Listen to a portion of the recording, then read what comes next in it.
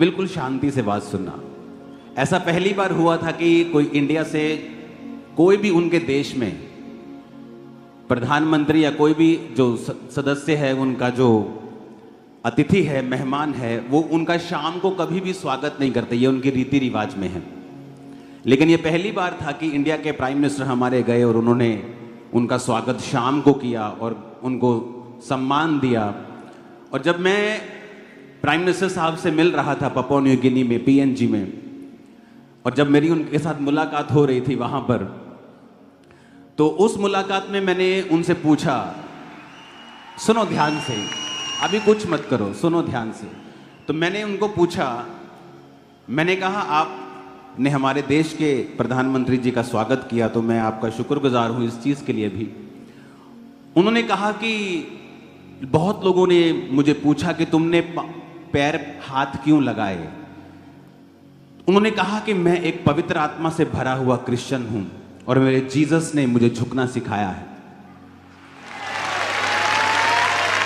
और उन्होंने कहा, तो मैंने भी उनको बताया कि मेरी इस सेवकाई की शुरुआत जब हुई थी तो मेरे घर में आने वाला हर एक क्रिश्चियन पास्टर, उसके मैं पैर धोए बिना वापस नहीं भेजता था। तो जब मेरी उनके साथ ये बात हो रही थी और वो बता रहे थे, और मैं हैरान था कि वो सिर्फ उस देश के प्रधानमंत्री नहीं हैं। मैं आपको बताना चाहता हूं, वो इटली से, जर्मनी से भी बड़ा देश है अगर आप उसे स्टडी करेंगे तो। वो सिर्फ उस देश के प्रधानमंत्री ही नहीं हैं बल्कि अपनी जाति के मुखिया भी हैं। उनकी जाति वहां की सबसे बड़ी जाति है, तो उनका बहुत ऑनर है। और उन्होंने मुझे बताया कि यूएन जो है, यूनाइटेड नेशन, जिसके सामने सारी दुनिया के प्रेसिडेंट्स, प्राइम मिनिस्टर सिर झुकाते हैं वहां पे, उनको हेड बनाने के लिए वो सोच रहे हैं, यूएन का। तो मैं देख रहा था कि वो किस तरह से परमेश्वर में झुके हुए लोग हैं, किस तरह से इतनी बड़ी पदवी होने के बाद जब कोई यूएन में जाता है, यूनाइटेड नेशन में जाता है, चाहे वो अमेरिका का प्रेसिडेंट है, वो भी ऐसे झुकता है पहले। आप कभी वीडियोस देख लेना, चाहे इंडिया से कोई जाए, चाहे कहीं से जाए। तो मैं देख रहा था कि एक पवित्र आत्मा से भरा हुआ व्यक्ति प्रधानमंत्री की पोस्ट पे है, अपनी जाति का मुखिया है, और दूसरा अब दुनिया के सबसे बड़ी सीट पर वो बैठेगा, क्योंकि जीसस ने कहा, जब तुम अपने आप को हम्बल करोगे मैं तुम्हें ऊंचा करूंगा। और उन्होंने कहा कि अपनी चर्च को मेरा सलाम कहना। मैंने कहा आप खुद ही बोल दो सलाम। तो उन्होंने आपके लिए एक वीडियो भेजा है। उस वीडियो को हम पहले इंग्लिश में फिर हिंदी में उसे देखेंगे। इसकी आवाज क्लियर कर देना सब साउंड की जब वीडियो चले तो। My dear brother Apostle Anka, Happy New Year to you and your church members, the faithful Jesus followers in India. James Marape, passing my love and best wishes to all of you, all the way from Port Moresby, Papua New Guinea, wishing each and every one of you a pleasant 2025. May Jesus bless each and every one of you. Jesus gives us hope beyond this life. There is life after grave. There is hope for tomorrow. Thank you for flying the flag of Jesus very high. I look forward to joining you all in India in the not too distant future. God bless, all the very best. Happy New Year. May God bring many, many blessings to each and every one of you in 2025. Love you all. See you all in India when I come your way. Thank you very much. Happy 2025. अब हिंदी में उसे सुनेंगे translation करके। मेरे प्रिय भाई apostle अंकुर, आपको और आपके सभी चर्च मेंबर्स को जो भारत में प्रभु यीशु मसीह के विश्वास योग्य और अनुयायी हैं, नव वर्ष की शुभकामनाएं। मैं पापुआ न्यू गिनी का प्रधानमंत्री जेम्स मरापे अपनी तरफ से आप सबको प्यार और शुभकामनाएं देता हूं। मैं port Moresby Papua New Guinea से आप सभी को 2025 की हार्दिक शुभकामनाएं देता हूं। यीशु आप सभी को आशीषित करें। यीशु हमें इस जीवन से परे आशा देते हैं। हमारे लिए मृत्यु के पश्चात भी जीवन है, कल के लिए आशा है। यीशु का झंडा बहुत ऊंचा फहराने के लिए आपका धन्यवाद। मैं निकट भविष्य में भारत में आप सभी से मिलने के लिए उत्सुक हूं। परमेश्वर आप सबको आशीषित करे। नए साल की शुभकामनाएं। परमेश्वर 2025 में आप सबको ढेर सारी खुशियां दे। आप सबको बहुत बहुत प्यार। जब मैं भारत आऊंगा तो आपसे मिलूंगा। 2025 खुशियां भरा हो। ये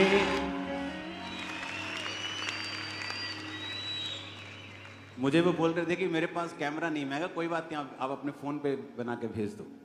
तो कितना हम्बल इंसान है देखो, कि प्रधानमंत्री अपने फोन को ही उठाता है और आपके और जीसस के प्यार के लिए वो आपको संदेश भेजता है। जीसस, इसीलिए पूरी दुनिया में जीसस के नाम की बल्ले बल्ले है। क्यों? क्योंकि जीसस ने प्रेम, नम्रता, बिना डर के बोलना सिखाया है। हालेलुया। तो वो जल्दी इंडिया में आएंगे, क्योंकि प्रधानमंत्री मोदी जी उन्हें बुला रहे हैं। जब वो आएंगे, वो चर्च में आएंगे, सर्विस अटेंड करेंगे। और उन्होंने कहा कि जनवरी में मैं एक और मैसेज चर्च को दूंगा सताव के ऊपर। तो जनवरी में वो प्रीचर भी हैं, वो प्रीच भी करते हैं। तो जनवरी में वो अपना एक मैसेज भेजेंगे सताव के ऊपर, कि किस तरह से सताव के बीच से परमेश्वर अपने लोगों को ऊंचा करता है और आशीषित करता है। बाइबल कहती है, परमेश्वर ने अपने चेलों को कहा था कि भय ना खाना और तेरा मन कच्चा ना हो, क्योंकि मैं तुझे प्रभावशाली बनाऊंगा, मैं तेरे आगे आगे चलूंगा। और वो परमेश्वर जो मूसा के संग था, आज आप प्ले देख रहे थे, मेरी आंखों से आंसू आ रहे थे प्ले देखकर। कितना शानदार वो प्ले था, कितना आत्मा से भरा हुआ वो प्ले था। सबको मेरी आवाज आ रही है पीछे? हाथों को हिलाओ तो, क्योंकि जब से चर्च सुंदर बना है मजा आ रहा है। हालेलुया। मैंने ये नोटिस किया है, इसीलिए क्रिश्चियनिटी, इसीलिए जीसस का वचन आज दुनिया के कोने कोने में है, क्योंकि उनके लोगों ने, जीसस के चेलों ने मार के बदले मार नहीं की।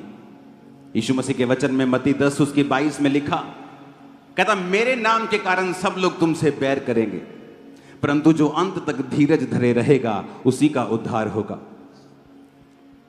कहता मेरे नाम के कारण सब लोग तुमसे बैर करेंगे। आप बोलेंगे क्यों परमेश्वर? क्योंकि उन्हीं लोगों की नशे तुम छुड़वा रहे हो, उन्हीं लोगों के बीमार तुम चंगे कर रहे हो फ्री में, उन्हीं लोगों की आत्माओं को तुम उद्धार दे रहे हो। आज आप चर्च के सामने बैठे हैं, कितना पैसा दिया है? आप चर्च के फ्रंट वालों ने कितना पैसा दिया है? जिन पे प्रार्थना होगी कितना पैसा दिया है?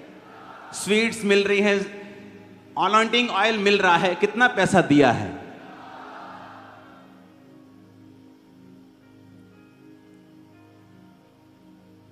इसीलिए जीसस और उसका वचन इतना पावरफुल है कि आज आधी दुनिया यीशु मसीह को मानती है। एक आदमी इतना हम्बल है कि एक देश का और अब दुनिया का वो प्रतिनिधित्व करेगा, लेकिन फिर भी क्योंकि यीशु के वचन से वो बंधा हुआ है, और ये सिखाता है हमें परमेश्वर का वचन। आज कोई भी मुंह उठाता है और जीसस के पूरे स्ट्रक्चर के ऊपर सवाल खड़े कर देता है, पूरी बाइबल पे सवाल खड़े कर देता है। ये बहन भाई गलत हैं, लेकिन अगर ये धर्म होता तो लड़ाइयां की जाती। लेकिन जीसस ने कहा तुम प्रेम करो, सिर्फ अपने साथियों से ही नहीं, अपने धर्म वालों से ही नहीं, बल्कि दूसरों से भी जो तुमको बुरा कहते हैं। इसीलिए क्रिश्चियनिटी अलग है और सबसे ऊपर है, टॉप पे।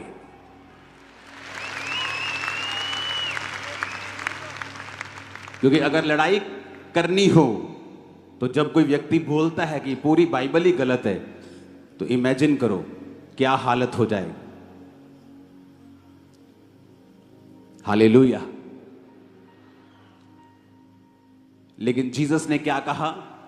यदि तुम प्रेम करोगे तो मेरे चेले ठहरोगे। क्रिश्चियन लोगों को भी मैं देखता हूं, जब आपके बयानों को कोई उल्टा अर्थ तोड़ मरोड़ के पेश करता है,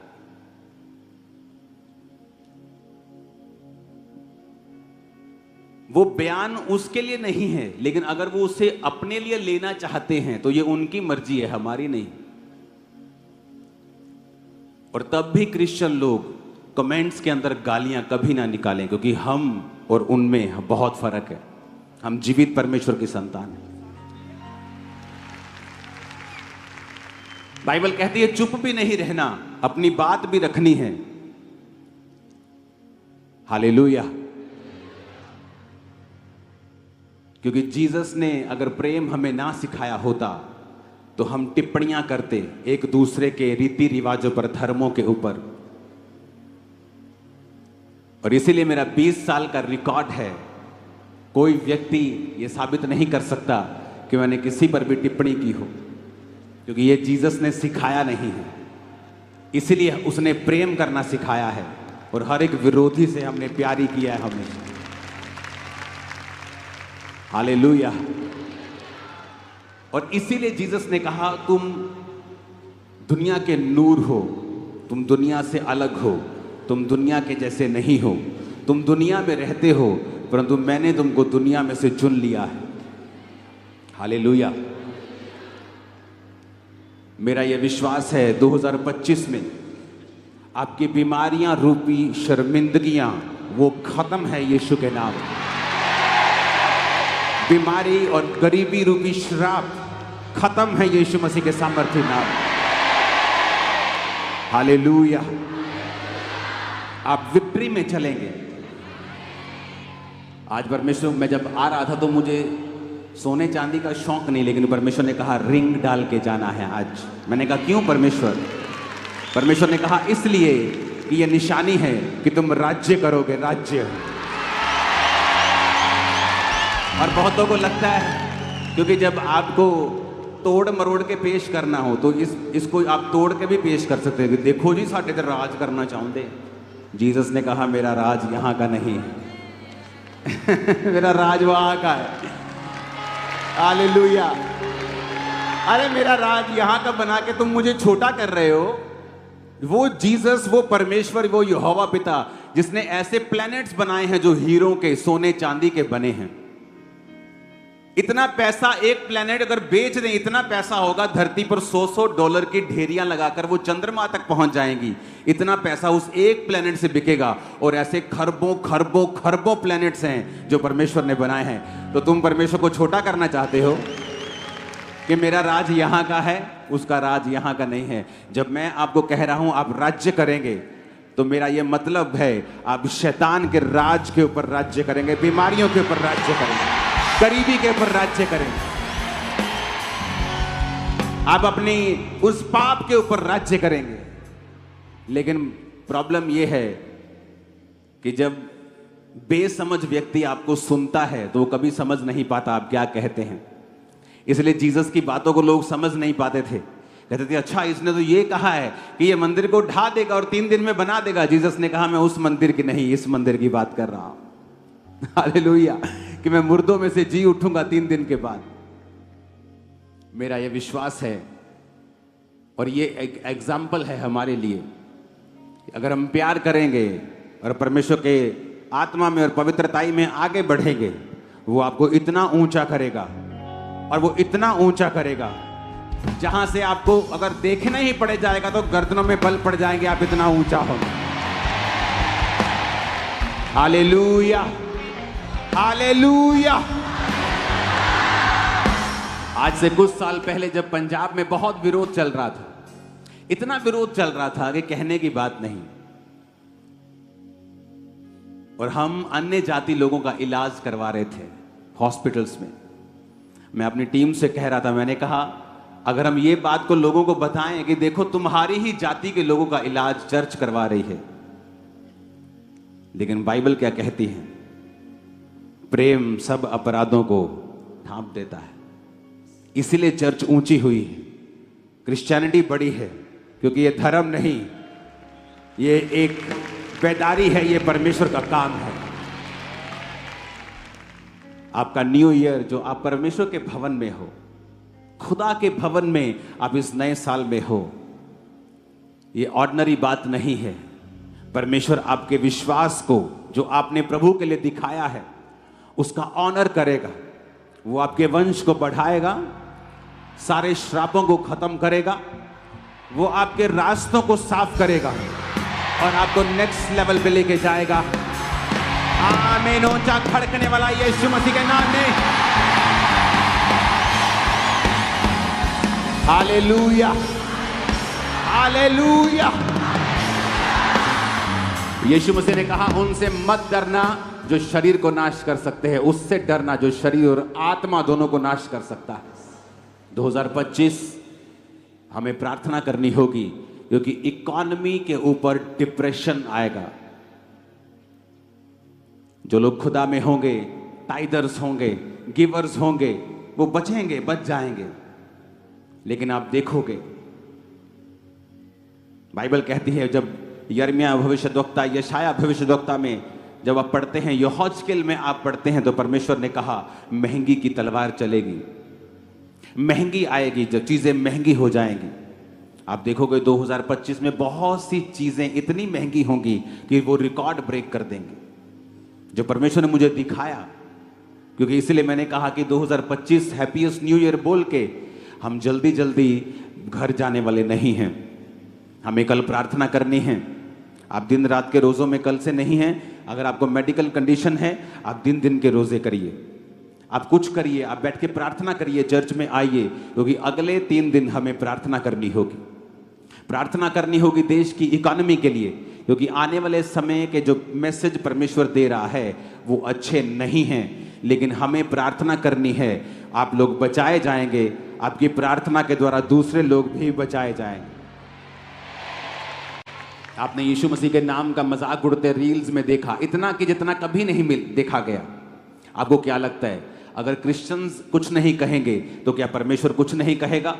मैंने लोगों को रोते हुए देखा है 2025 में, क्राई करते हुए देखा है, ऐसे ट्रबल्स में देखा है यंग लोगों को जो पहले उनकी लाइफ में कभी उन्होंने एक्सपेक्ट नहीं किए थे। तो हमें प्रार्थना करनी है कि परमेश्वर की सच्चाई उन लोगों के ऊपर जाहिर हो और वो लोग भी बचाए जाएं। आमीन। हमें प्रार्थना करनी होगी देश के लिए, हमें प्रार्थना करनी होगी आने वाले समय में पंजाब के लिए, क्योंकि शांति को बनाए रखने के लिए आपको प्रार्थना करनी होगी। हालेलुया। हमें प्रार्थना करनी होगी आने वाले समय के यूथ के लिए, क्योंकि जितना वो बिगड़ा हुआ आपको 2025 में दिखेगा, आपने लाइफ टाइम में कभी नहीं देखा होगा। इसलिए मैं कह रहा हूं कि हैप्पीएस्ट न्यू ईयर सिर्फ हैप्पीएस्ट न्यू ईयर बोलने से या मैसेज फॉरवर्ड करने से नहीं हो जाता। हमें परमेश्वर का आत्मा दिखाता है और समझाता है आपको क्या करना है, आपको क्या बोलना है, क्या आपको प्रार्थना में परमेश्वर से कहना है, प्रभु क्या कह रहा है आपको, और उसके अनुसार आपको प्रार्थना करनी है। इसलिए चर्च बनाई गई है। चर्च का मकसद सिर्फ आकर बरकत लेना नहीं होता। मैं बहुत सारे लोगों को बोलता हूं, जब वो आके बोलते हैं कि हम बड़ा स्ट्रगल कर रहे थे, हमसे हो नहीं पा रहा था, लेकिन अब प्रभु ने हमें ग्रेस दी है, अब हम आपकी चर्च में आते हैं और सब रुकावटें दूर हो गई हैं। तो मैंने कहा ये कौन सी बड़ी बात है, अभी तो पहला स्टेप हुआ है, अभी तो आप सिर्फ चर्च में आए हैं, तो कौन सी बड़ी बात है। अब चर्च में आकर आपने परमेश्वर के लिए क्या किया है, आपने कौन सी सेवा में हिस्सा लिया है। क्या आप सुसमाचार टीम के हिस्सेदार हैं? क्या आप पम्फलेट्स बांटने जाते हैं? क्या आप बीज बोते हैं? क्या आप प्रार्थनाएं करते हैं? क्या आप फास्टिंग करते हैं? क्या करते हैं आप? क्योंकि जब आप एक चर्च में शामिल होते हैं, आपको उस चर्च के दर्शन में शामिल होने के लिए परमेश्वर बुलाता है। इसीलिए बहुत से लोग बरकत नहीं पा पाते जो अलग अलग चर्चिस में जाते हैं। क्यों? क्योंकि अलग अलग चर्चिस में जाने से आप कहीं पर भी एक टिकाऊ जिंदगी नहीं ले पाते। क्योंकि जब आप चर्च में आते हैं, आप कुछ देर टिकते हैं, आप फिर निगाह में आते हैं परमेश्वर की, वो आपको ड्यूटी देता है, काम देता है। जब आप काम करना शुरू करते हैं, फिर परमेश्वर उस काम के जरिए आपको ब्लेस करता है। क्योंकि परमेश्वर का आपको आशीषित करने का एक ही तरीका है कि वो आपको अपनी महिमा के लिए पहले इस्तेमाल करे और फिर वो आपको आशीषित करे। लेकिन जब हम ये सोचते हैं, ओह अब मेरी कंफ्यूजन ठीक हो गई है, अब मैं इसी चर्च में आऊंगा, अब मुझे पता लग गया ये चर्च आत्मिक है, तो बहुत बड़ी बात नहीं है आप यहां पे आए हैं। ये तो शुरुआत है, it's just a starting point, ये तो एंट्री है आपकी, ये कोई बहुत बड़ी बात नहीं है। अभी आप आएंगे, उस दर्शन में शामिल होंगे, आपको मालूम होगा परमेश्वर क्या चाहता है। वो चाहता है मैं प्रार्थना करूं, वो चाहता है कि मैं अपने पास्टर के लिए, अपनी चर्च के लिए प्रार्थना करूं। वो अलग अलग आपको ड्यूटीज देता है, और जब आप उन ड्यूटीज में शामिल होते हैं तब परमेश्वर आपको आशीषित करता है। इसलिए मैं कहता हूं कि सिर्फ बिलीवर बन के चर्च में कभी मत आओ, चर्च के हर काम में आपका एक्टिव हिस्सा होना चाहिए। अगर आप चाहते हैं कि परमेश्वर आपको ब्लेस करे तो चर्च के हर दर्शन में आपको शामिल होना होता है। इसीलिए परमेश्वर आपको भवन में रोपता है, यानी आपको बोता है भवन में। आमीन। ऊंची आवाज में आमीन बोलो। जो बात परमेश्वर ने मुझे आपको बोलने के लिए 2025 के लिए कही है, अगर आप चाहते हैं कि 2025 में वो जो चीजें मैंने बोली हैं आप उनमें ना आए, आप उस इकोनॉमी के डिप्रेशन का, उस महंगी की तलवार का जो चलने वाली है, आप उसमें अगर नहीं आना चाहते हैं, वो पाप, वो इंटरनेट पे वो चीजें जो आपने कभी नहीं देखी, वो रोना और करलाना भी बहुत अजीब तरीके का मैंने देखा है आने वाले महीनों में, अगर आप चाहते हैं कि आप उनमें शामिल ना हो तो परमेश्वर ने कहा मेरे लोगों को बता कि तुम्हें बलिदान चढ़ाने होंगे। पुराने नियम में बलिदान चढ़ाए जाते थे, लेकिन नए नियम में अलग बलिदान चढ़ाए जाते हैं। दूसरा राजाओं 17 उसकी 36 में लिखा, परंतु यहोवा जो तुमको बड़े बल और बढ़ाई हुई भुजा के द्वारा मिस्र देश से निकाल ले आया, उसी का तुम भय मानना, उसी को दंडवत करना और उसी की बलि चढ़ाना। परमेश्वर ने कहा उसको बलि चढ़ाना, बलिदान करना। जब भी आप प्रभु के सामने, प्रभु बुलाता था कि तुमने पाप किया है, आ जाओ पाप बलि लेके आओ। कभी नहीं कहता था कि आके सॉरी बोल दो, सॉरी गॉड, सॉरी परमेश्वर। परमेश्वर कहता है सॉरी बोलना है, बलिदान लेके आओ, साथ में मेल मिलाप करना है, बलिदान लेके आओ, बैल लेके आओ, भेड़ लेके आओ, उसे चढ़ाओ। लेकिन नए नियम में बाइबल कहती है प्रभु यीशु मसीह एक ही बार कुर्बान होके हमारे लिए बलि चढ़ गया। अब हमें उन कुर्बानियों की जरूरत नहीं कि हम भेड़े और बैलों को लेके जाएं। लेकिन अभी भी बलिदान की व्यवस्था चेंज नहीं हुई है। लेकिन अब कौन से बलिदान है जो परमेश्वर चाहता है हम चढ़ाएं? वो बलिदान हमें नए नियम में मिलते हैं। पहला पत्रस 2 उसकी 5 में लिखा है, तुम भी आप जीविते पत्थरों के समान आत्मिक घर बनते जाते हो, जिससे याजकों का पवित्र समाज बनकर ऐसे आत्मिक बलिदान चढ़ाओ जो यीशु मसीह के द्वारा परमेश्वर को ग्रहण योग्य हो। कहता आत्मिक बलिदान चढ़ाओ। पहले तुम परमेश्वर बकरों को, बैलों को मांगता था कि अगर तुम्हें पाप बलि चढ़ानी है बैल लेके आओ, भेड़ लेके आओ, होम बलि चढ़ानी है, मेल बलि चढ़ानी है, बैलों और बकरों को वो लेके जाते थे। लेकिन जीसस ने एक ही बार अपने आप को चढ़ाया, अपना लहू लेके पिता के सामने गया और हमारे लिए एक ही बार वो कुर्बान हुआ। लेकिन बलिदान बदले नहीं हैं, हाँ उनका रूप बदल गया है। अब परमेश्वर कहता है ऐसे आत्मिक बलिदान चढ़ाओ जो परमेश्वर को ग्रहण योग्य हैं। रोमियो 12 उसकी 1 आयत में लिखा है, इसलिए हे भाइयों मैं तुमसे परमेश्वर की दया स्मरण दिलाकर विनती करता हूं कि अपने शरीरों को जीवित, पवित्र और परमेश्वर को भावता हुआ बलिदान करके चढ़ाओ, यही तुम्हारी आत्मिक सेवा है। वो कहता है अपने शरीरों को जीवित चढ़ाओ परमेश्वर के सामने। इन्हें अपवित्र मत करो, इन्हें व्यभिचार में मत लगाओ, इन्हें ब्लू फिल्में देखने में मत लगाओ, इन्हें नशे करने में मत लगाओ। अपने शरीर को जीवित रखो परमेश्वर के लिए और पवित्र करके परमेश्वर को भावता हुआ बलिदान करके कहता उसे परमेश्वर को चढ़ाओ, यही तुम्हारी आत्मिक सेवा है। परमेश्वर ने मुझसे डायरेक्ट कहा है, अगर आप सिंपल बिलीवर हैं, just you are a believer, कोई खास आपकी प्रार्थना नहीं है, just you are a believer, आप जीसस में बिलीव करते हैं, मैं आपको बता रहा हूं शैतान जो सोच के बैठा है 2025 में, जिस तरह से इंटरनेट के ऊपर महंगी के द्वारा, महंगाई के चीजों के द्वारा, इकोनॉमिक डिप्रेशन के द्वारा वो जिस तरह से सोच के बैठा है, मैं आपको बता रहा हूं आपको परमेश्वर की जरूरत हर साल बढ़ती जाएगी। यीशु मसीह ने कहा कि अपने शरीर को भावता हुआ बलिदान करके चढ़ाओ। भजन संहिता 4 उसकी 5 में लिखा है, धर्म के बलिदान चढ़ाओ और यहोवा के ऊपर भरोसा रखो। आत्मिक बलिदान चढ़ाओ। और यीशु मसीह के द्वारा जो परमेश्वर को ग्रहण योग्य हों। अगर आप सिंपल विश्वासी हैं तो मैं आपको एक सलाह देना चाहता हूं, आपका भाई होने के नाते, आपका आत्मिक अगुआ, आपका स्पिरिचुअल फादर होने के नाते मैं आपको एक सलाह देना चाहता हूं कि 2025 को अगर हैप्पीएस्ट करना है तो आप बलिदानों को चढ़ाना शुरू कर दें। वो बलिदान मेरे शरीर का है। एक नशा करने वाला व्यक्ति नहीं कह सकता कि मेरा शरीर को मैं मन भावता हुआ बलिदान करके यहोवा को चढ़ा रहा हूं। एक व्यभिचारी व्यक्ति नहीं कह सकता कि मैं अपने शरीर को बलिदान करके परमेश्वर को चढ़ा रहा हूं। परमेश्वर ने कहा तुम्हें आत्मिक बलिदान और धर्म के बलिदान चढ़ाने होंगे। वो बैल और बकरों की बलियां नहीं होंगी, परंतु वो तुम्हारी जिंदगी होगी, तुम्हारे समय का बलिदान होगा, तुम्हारी इच्छाओं का बलिदान होगा। कि अगर परमेश्वर ने कहा है मुझे पवित्रताई में रहना है, मसीह में आने से पहले, बहुत पहले,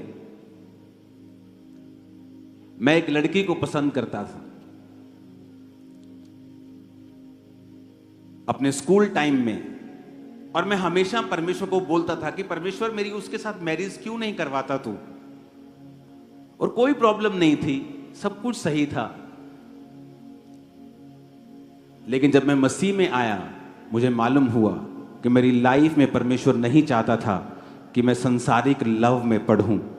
अगर मैं वो पढ़ता मुझे इतनी अच्छी वाइफ कभी नहीं मिलती।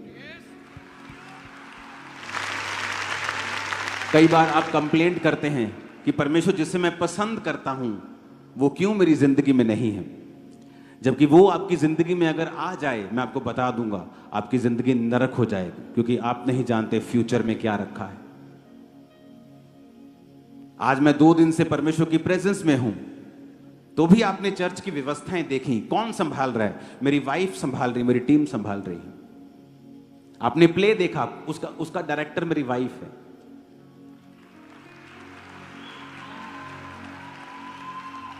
तो अगर मेरी उस लड़की से शादी हो गई होती तो आज मैं यहां ना होता। कई बार हम परमेश्वर को बलिदान नहीं चढ़ा पाते कि परमेश्वर आपको पसंद है एक व्यक्ति, आप उसके पीछे लगे रहते हैं, लेकिन परमेश्वर कहता है तुझे अपने शरीर को मन भावता हुआ बलिदान चढ़ाना है। यूथ में ये प्रॉब्लम है, क्योंकि जब आप अपनी इच्छा और अपनी पसंद से चलने लगते हैं, कई बार आप भूल जाते हैं कि परमेश्वर ने आपके लिए एक बेस्ट रखा हुआ है। वो ऐसा बेस्ट है, अगर आपने उसे मिस कर दिया आपकी लाइफ कभी भी सेम नहीं हो सकती। चाहे आप 40 नहीं 404 लाख रोजे रख के परमेश्वर के सामने चले जाएं, वो चीजें बदलेंगी नहीं। इमोशनली कई बार आपको डिस्टर्बेंस फील होती है कि क्यों मेरे साथ ही, क्यों मेरा सब कुछ परफेक्ट है, मैं एवरीथिंग मेरी लाइफ में बेस्ट है, लेकिन परमेश्वर चाहता नहीं। कई बार आपके परिवार से आपको प्यार नहीं मिलता, आपके दोस्तों से आपको प्यार नहीं मिलता, क्योंकि परमेश्वर की उसमें इच्छा होती है। वो आपको अलग करना चाहता है और आपको अपने तरीके से चलाना चाहता है, आपकी तैयारी को अपने हिसाब से करना चाहता है।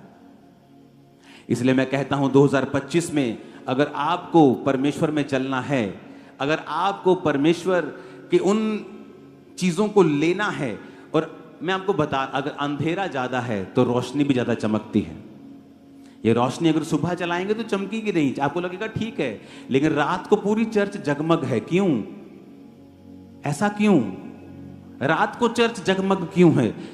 क्योंकि अब बाहर अंधेरा है, इसलिए रोशनी चमक रही है। अंधेरा बहुत होगा 2025 में, लेकिन आप चमकेंगे इन जीसस नेम। आप नई नई चीजों को लेंगे 2025 में इन जीसस नेम। हालेलुया। रोना धोना बंद कर दें, इमोशनल डिस्टर्बेंस अपनी लाइफ से निकाल दें, जीसस की ओर देखें, क्योंकि वो फ्यूचर जो परमेश्वर ने आपके लिए रखा है वो मार्वलस है।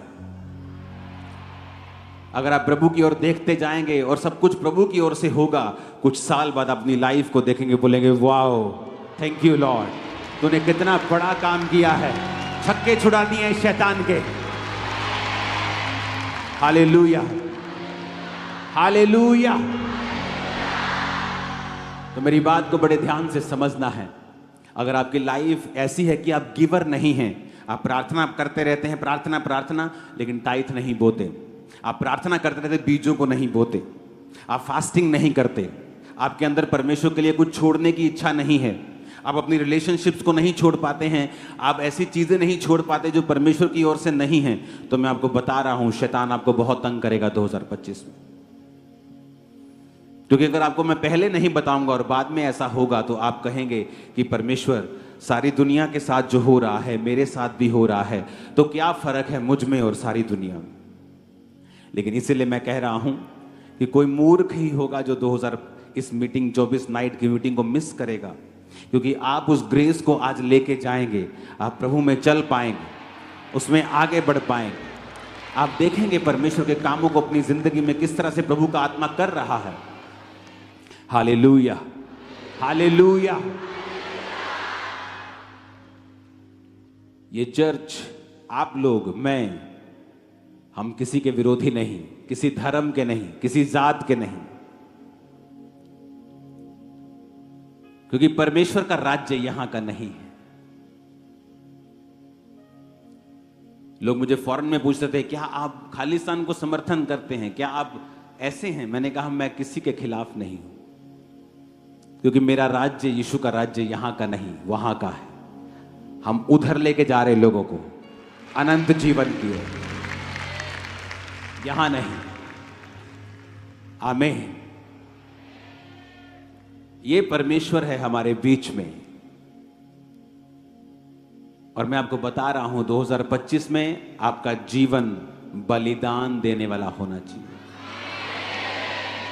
जीसस को आपकी जान का बलिदान नहीं चाहिए, आप जीवित रहेंगे, सारी उम्र भोग के जाएंगे। जीसस ने अपना बलिदान दे दिया है, आपको बलिदान की उसको जरूरत नहीं, लेकिन कहता आत्मिक बलिदान चढ़ाओ, आत्मिक बलिदान चढ़ाओ अपनी इच्छाओं का। कि मेरा फेवरेट प्रोग्राम चल रहा है, लेकिन पवित्र आत्मा मुझे प्रार्थना करने के लिए बोल रहा है। मैं पूरी दुनिया घूम सकता हूं, लेकिन आप इमेजिन भी नहीं कर सकते, अगस्त से मैं अपने घर से निकला नहीं हूं। दिसंबर आ गया, दिसंबर छोड़ो, अब तो जनवरी शुरू हो गया।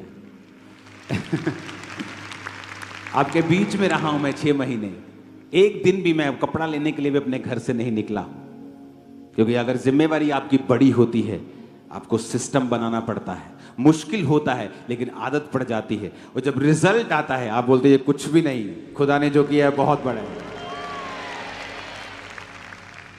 It's nothing. लोग सारी उम्र मेहनत करते हैं, उनको कुछ नहीं मिलता, लेकिन खुदा में की गई मेहनत कभी व्यर्थ नहीं जाती। हालेलुया। आपको 2025 में अगर खुश रहना है तो आपकी लाइफ बलिदानों वाली होनी चाहिए।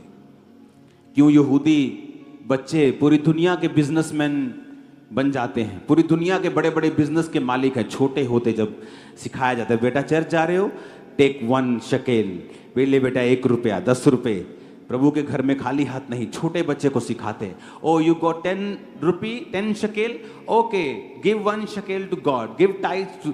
बचपन से सिखाया जाता है। जब वो बच्चे होते हैं उनको मांगना आता ही नहीं, क्योंकि बचपन से वो दे रहे होते हैं। जब वो दे रहे होते हैं, खुदा सप्लाई कर रहा होता है पीछे से।